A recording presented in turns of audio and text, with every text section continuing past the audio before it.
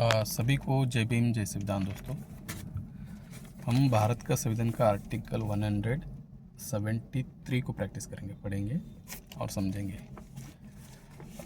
ये भारत का संविधान के अंदर टोटल 22 भाग है और 12 शेड्यूल्स एंड 1 प्रियम्बल है। तो उसको उद्देश्य का कहते हैं। जो संविधान में सार है उसको प्राप्त करने के लिए सभी आर्टिकल को दिया गया है। तो अब हम article 173 qualification for membership of a state legislature. A person shall not be qualified to be chosen as filled a seat in legislature of state unless he clause a citizen of India and make and subscribe before some person authorized in that behalf by election commission an oath or affirmation according to the forms set out for the purpose in that third schedule.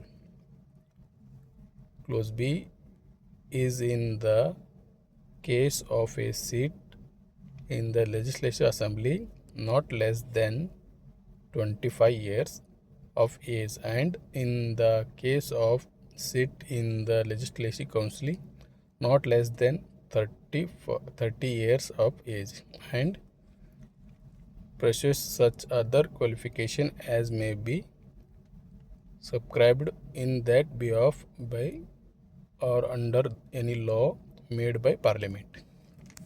इसका हिंदी में, राज्य के विधानमंडल की सदस्यता के लिए अर्हत कोई व्यक्ति किसी राज्य के विधानमंडल की किसी स्थान को भरने के लिए चुने जाने के लिए अर्हत तभी होगा जब खंड क वो भारत का नागरिक हो और निर्वाचन आयोग द्वारा इस निमित्त प्रदत्त किसी व्यक्ति के समक्ष तीसरी अनुसूची में से प्रयोजन के लिए दिए गए प्रारूप के अनुसार शपथ लेता है या प्रतिज्ञा करता है और उस पर अपने हस्ताक्षर करता है। ये उनका ओथ लेने का। खंड क वो विधानसभा के स्थान के लिए कम से कम 25 वर्ष की आयु का और विधान परिषद के स्थान के लिए कम से कम 30 वर्ष का आयु हो और खंड ग उसके पास ऐसी अन्य अर्हतें है जो इस निमित्त संसद द्वारा बनाई गई किसी विधि द्वारा या उसके अधीन विहित की जाएगी। अभी इतना कंडीशन है आर्टिकल 173 में। तो वो MP भी नहीं, MLA लेजिस्लेटिव काउंसिल, यहाँ पर विधान परिषद कह रहा है, विधान सभा। तो इसके लिए और भी ऐसे कंडीशन बना सकता है जो संसद उसको शक्ति है। तो इस MLA MLC के लिए कंडीशन लगा सकता है। तो अभी के लिए यहीं पे रुकते हैं। सभी को साधुवाद जय संविधान। इंटेंशन, संविधान का इंटेंशन प्राप्त करने के लिए हमको पढ़ना जरूरी है। संविधान किस ओर ले जाता है? नेशनलाइजेशन की ओर ले जाता है, यानी कि सभी संसाधनों का राष्ट्रीयकरण।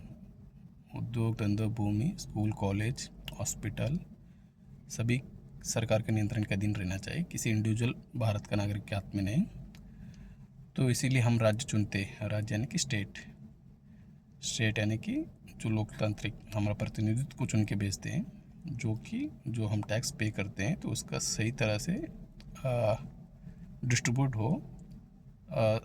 हम जो काम कर रहे हैं कि हमारा अंदर किसको बंधुत्व, भाईचारा, मोरालिटी है ना, डिग्निटी, इसको प्राप्त करना है। तो ये कब प्राप्त होगा? जो संविधान का पालन करने के लिए। संविधान को पालन करने के लिए संविधान को पढ़ना समझना जरूरी होता है। तो इसी के लिए हम उसी के प्रयास में लगाए हैं कि हमको इसका प्रचार प्रसार करना है कि भारत के लोग जाग जाए, उनका अधिकार इसमें छुपा है। तो इसको खोल के पढ़ ले, समझ ले, तो अपना राइट यानी कि वोट का अधिकार है उसको सही इस्तेमाल कर सकते हैं। अभी हम भारत के लोग खाली पैसे के झांसे में फंसा कर अपना वोट ले लेते हैं, तो वो भूल जाता है कि उसका अधिकार क्या था, डिग्निटी फुल लाइफ के लिए वोट करना था, तो उसको प्राप्त नहीं कर पा रहे। तो स्कूल, कॉलेज, हेल्थ सब प्राइवेट क्यों कर रहे हैं? ये सरकार खुद चलाना चाहिए था, नहीं कर रही है। तो इसका कारण तो हम भारत के लोगों को राइट्स को नहीं पता है, उसको प्राप्त करना है। तो अभी के लिए यहीं पे रुकता हूँ। पुनः आपको साधुवाद। जय भीम, जय श्री राम। थैंक यू, आपने मुझे सुना।